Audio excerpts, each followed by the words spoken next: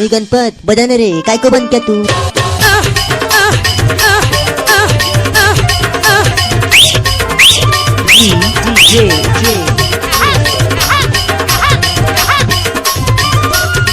अंकित पटा, आप लोग सुन रहे हैं मिक्स बाय प्रीतम धुबे।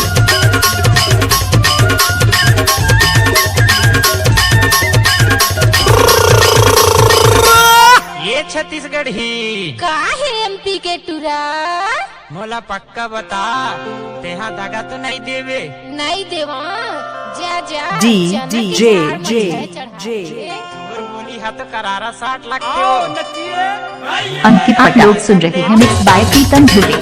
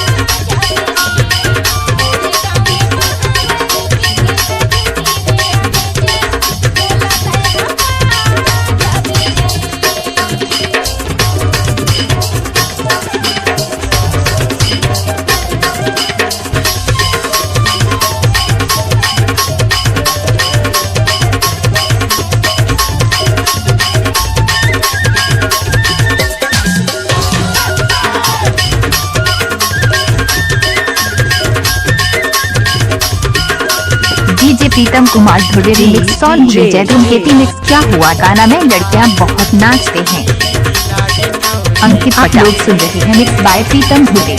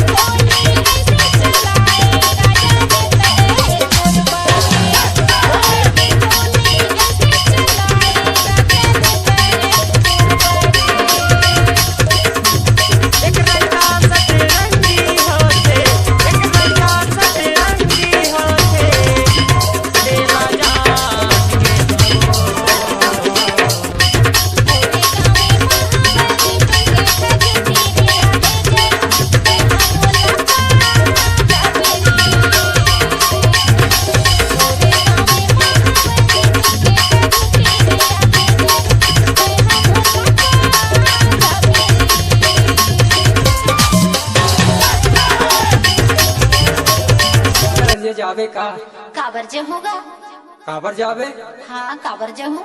टुंडा बता न। तय मामा के बेटी हाँ। और लागे मोर गादी। अच्छा। मऊहा के लाटा कोयलार के भाजी। हाँ। और तय मामा के बेटी हमार गादी। कैसे? तबे तो कहा तो का काय की था? मऊहा के लाटा और कोयलार की भाजी। तय मामा के बेटी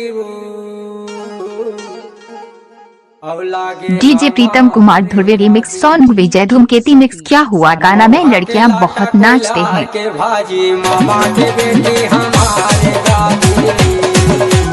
मऊहा के लाटा कोयलार के भाजी मामा के बेटी हमारे गादी।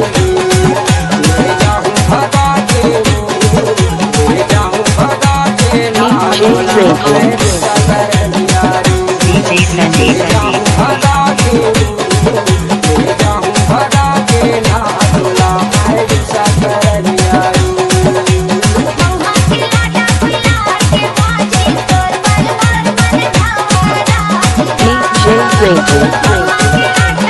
DJ Pritam Kumar Dhube remix song Vijay Dhumketu mix क्या हुआ गाना में लड़कियां बहुत नाचते हैं।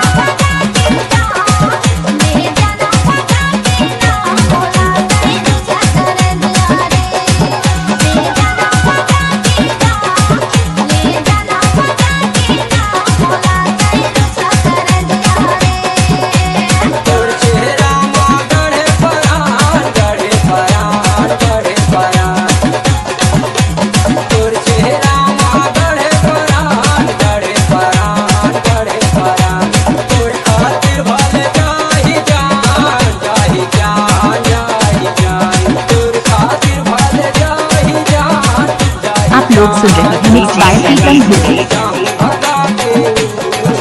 ले जाऊं भगा के वो टोला मैं गुस्सा कर दिया रे। ले जाऊं भगा के ना टोला मैं गुस्सा कर दिया रे।